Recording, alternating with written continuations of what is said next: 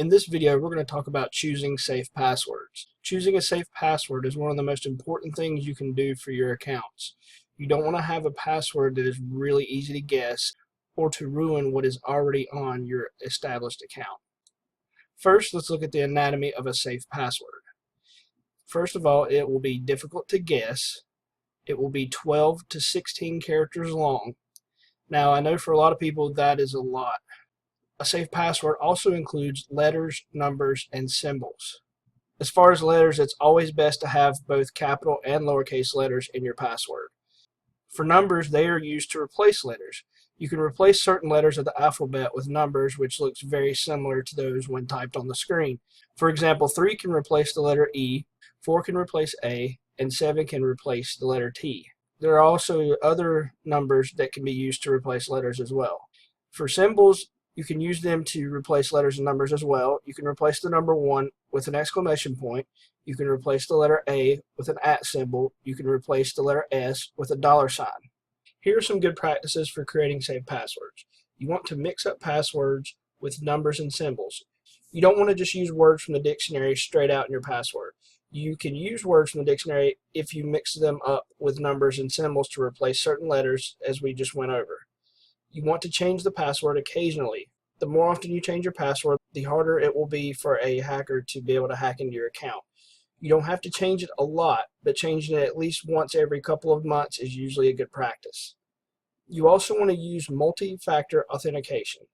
An example of this is in Google. Google will allow you to have multi-factor authentication to where when you sign into your account, you can have a code sent to your phone, and you'll be able to enter this code into the prompt that Google gives you when you try to sign into your account. This adds an extra layer of security to your accounts. Next, let's talk about some of the things that do not make up a safe password.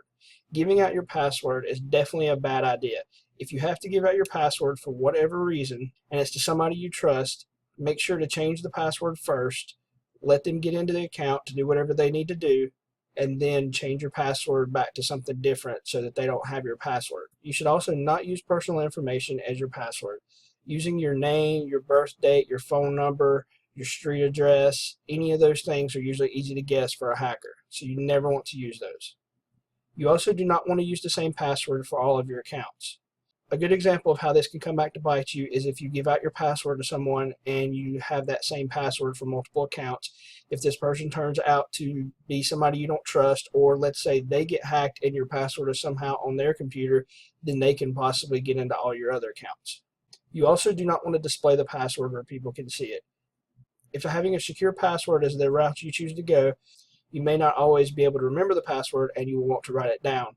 If you choose to do this, do not leave the password where people can see it. Try to hide it somewhere where only you know where it's at.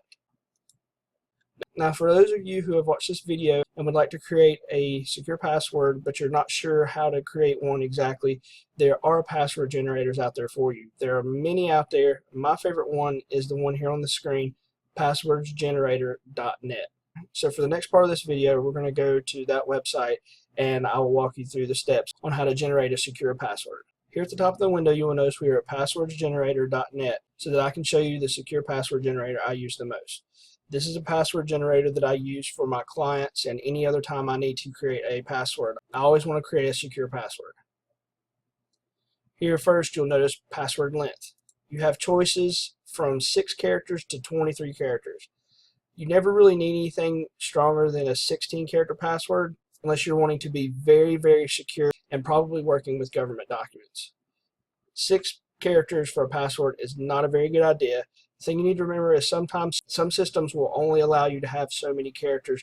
They won't let you choose the number of characters that you want to.